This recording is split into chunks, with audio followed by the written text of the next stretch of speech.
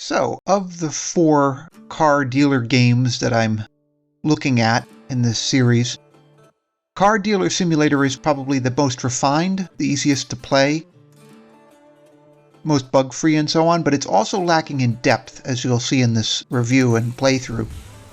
There's very little storyline other than that you just buy and sell cars. And you don't have the full dimension of it, which I would like to see in a game like this, like, for example, trades or financing, stuff like that, because if it's this nice, you'd think you'd have that stuff, but not so. It's very, very simple, actually.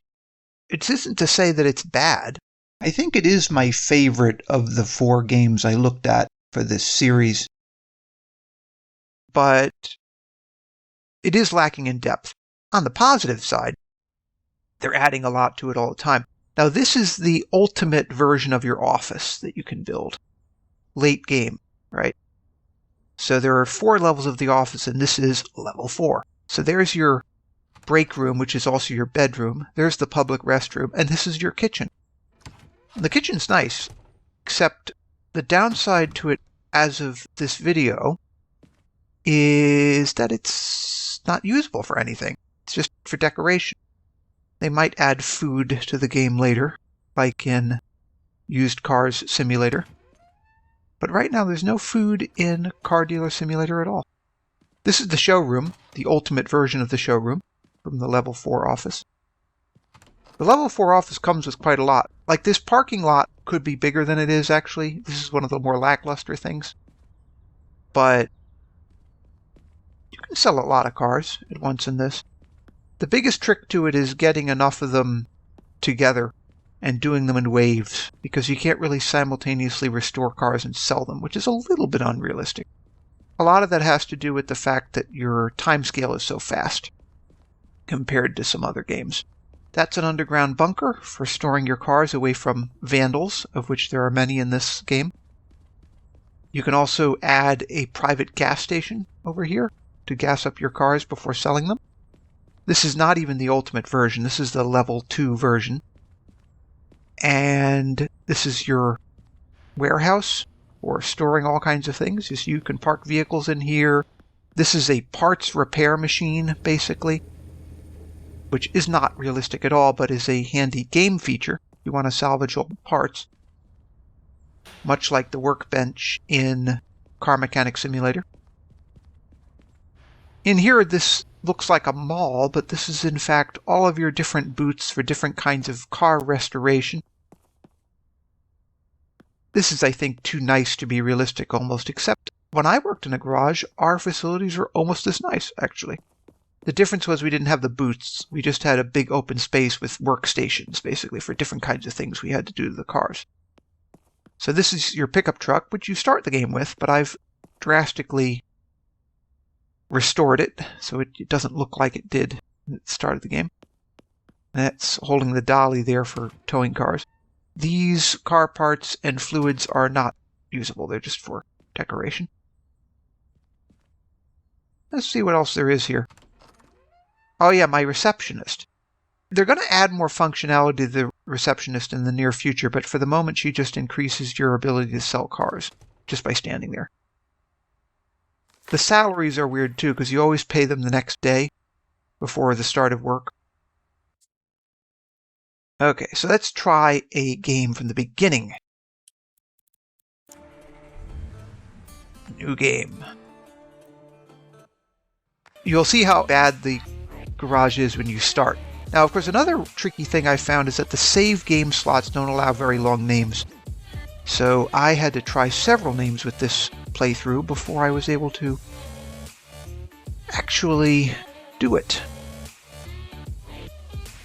So I'm recording this on the 28th of October, so you can assume that your game, if you buy this game, will be better than what I'm showing you here, because they're constantly updating Car Dealer Simulator, like more than once a week sometimes. So all of the disadvantages I'm talking about in this video could be gone by the time you try it.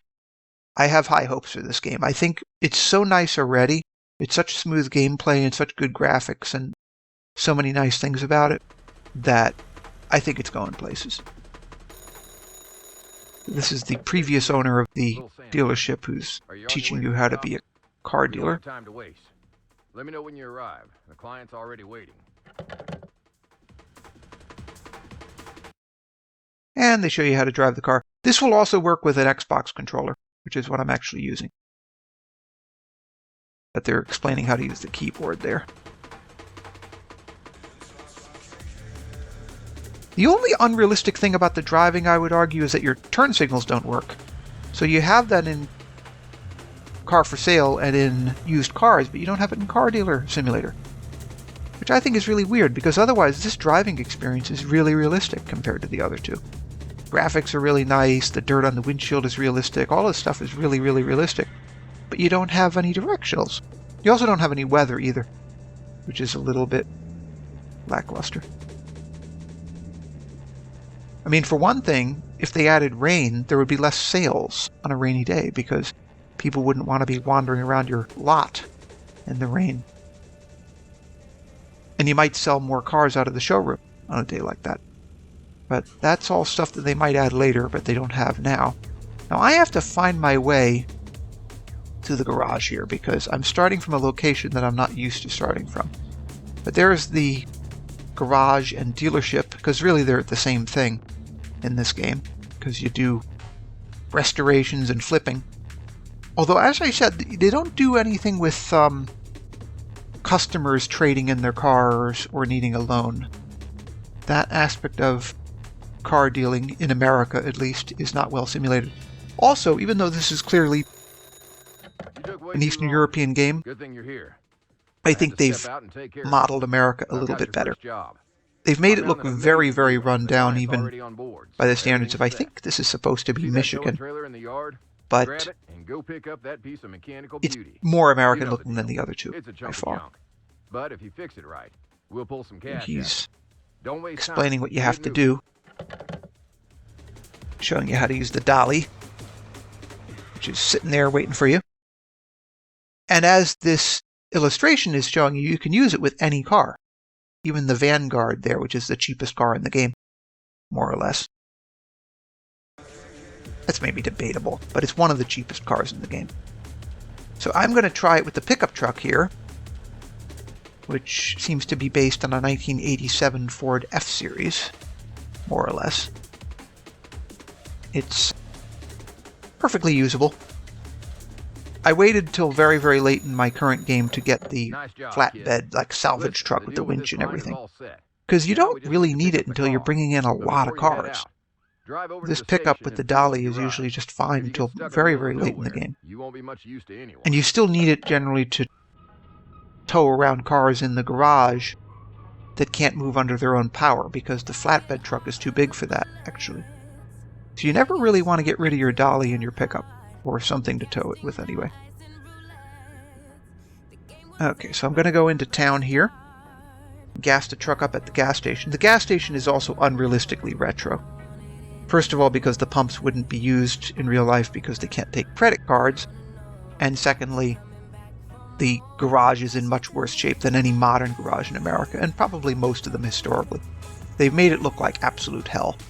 And to be honest, even though American garages historically have been rather grungy, they're not this grungy.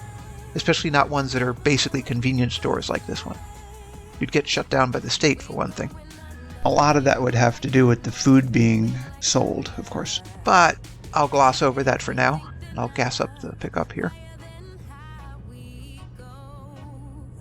And there's always traffic around, always people walking around, although the interactions with them at this stage of the game's development are minimal.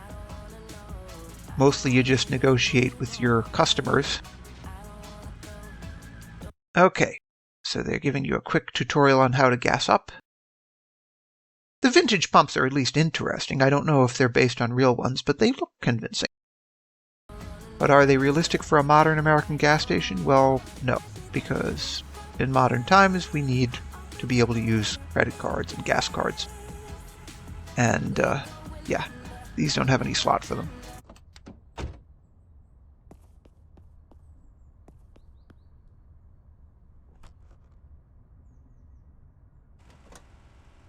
They seem to have built in the ability to build diesel vehicles too, as well as gasoline ones, but they haven't implemented that yet. Like when you look up the specs of a vehicle, it says fuel, gasoline, but that's all they have for the moment. They don't have any diesels and they don't have any electrics or any hybrids. So we'll see what happens with that, whether they add those things later. I think it would be nice to see, because they each have their own levels of popularity, especially depending on the type of vehicle. So a little hatchback is likely to be a popular hybrid, but a pickup truck, maybe, maybe not. And diesels, well, diesel trucks are much more popular than diesel cars. Even if in some parts of the world diesel cars are rather popular. Slowly being displaced by hybrids and electrics. And of course you get add electrics. But right now it's all gasoline. So I'm supposed to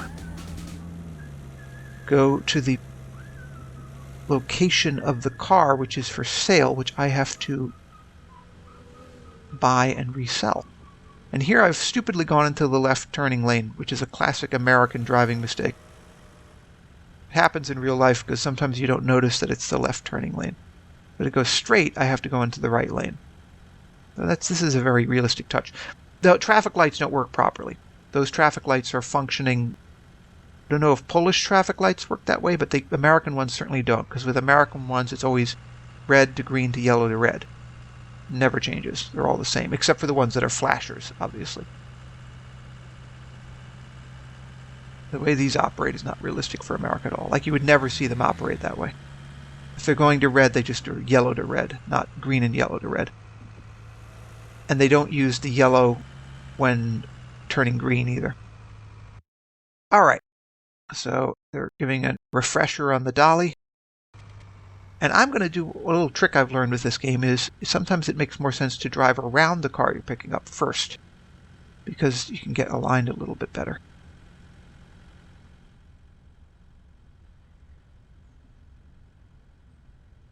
One unusual factor here is that you're not having to negotiate with the buyer on a price.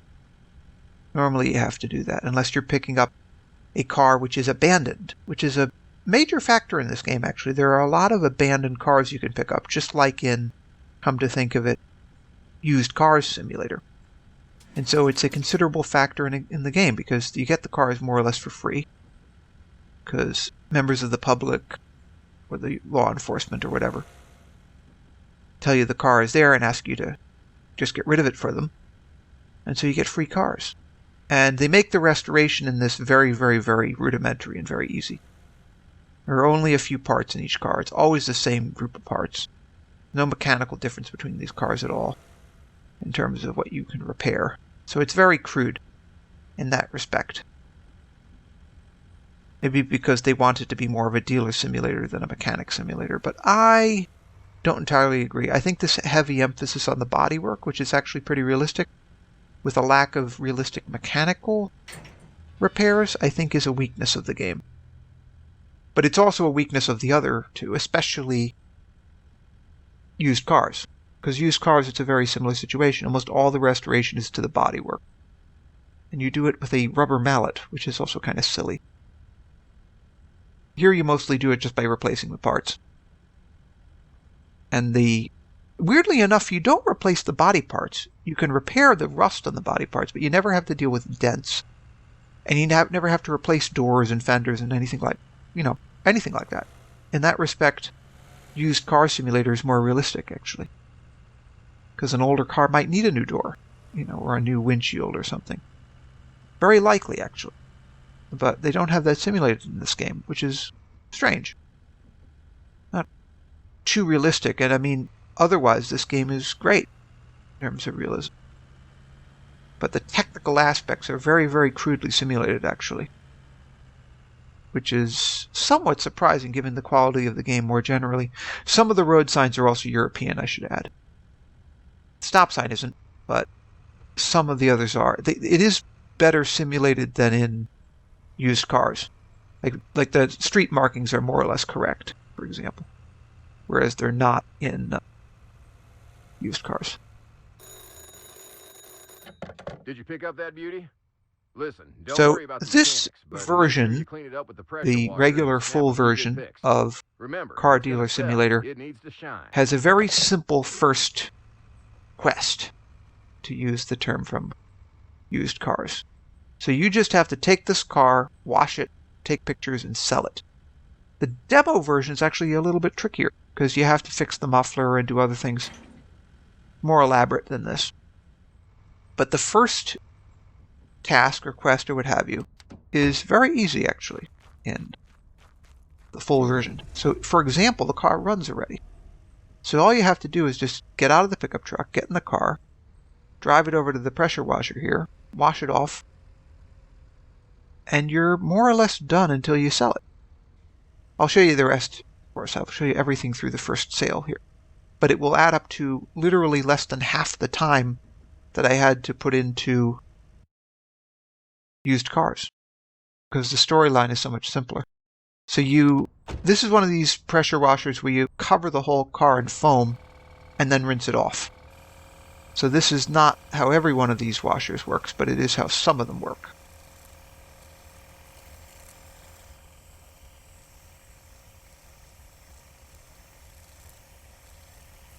And I guess for the purpose of a game, it works a little bit better than some of the other options.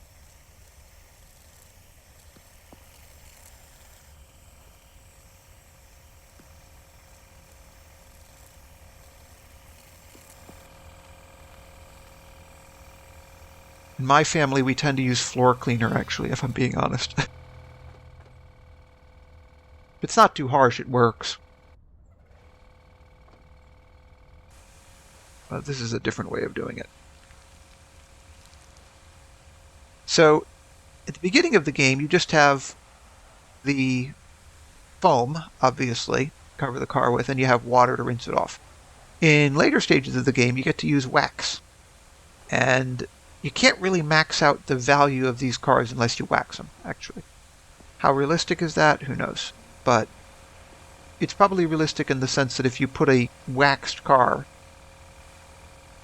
that's spotlessly clean on display, it's more likely to sell and for a higher price than something that's dirty.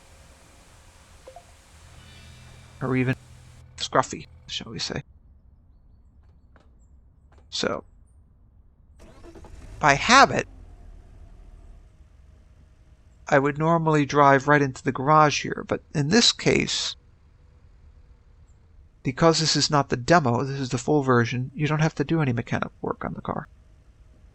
You just pull it right up into a parking space marked right there by the little pin. You take pictures and then you put it on sale.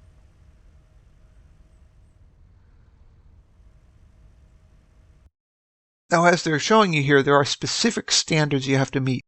You have to get certain objects on the car into the frame when you take the picture to get the points, which then make the car more sellable for a higher price. Is that realistic? That's very debatable. But that's effectively what you need.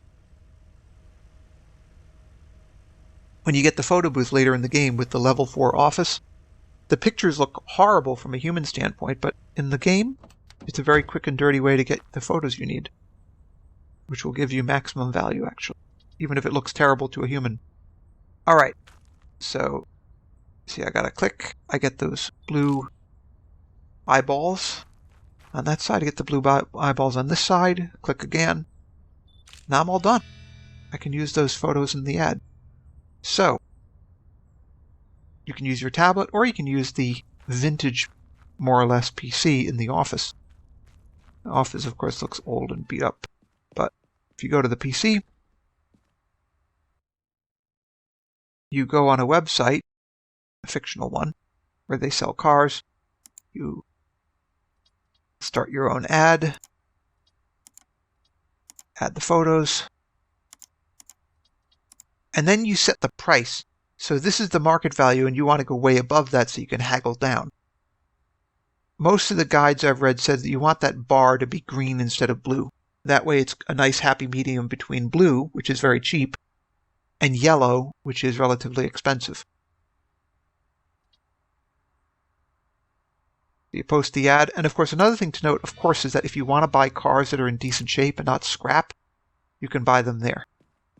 You have to go pick them up yourself, but otherwise, you can buy cars for resale on that website.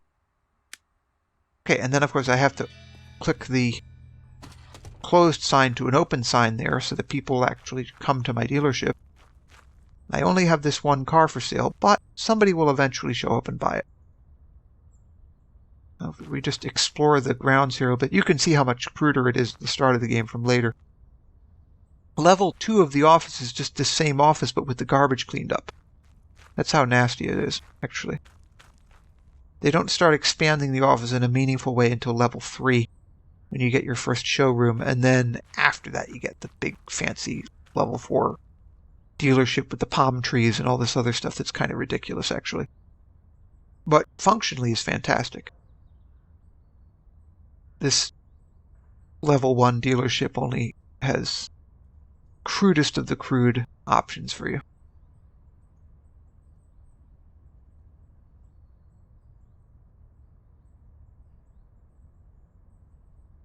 And in the early stages, your different facilities, like your mechanical workshop, your body shop, which you get later, and so on, are all upgraded individually. They aren't all united like that in the beginning.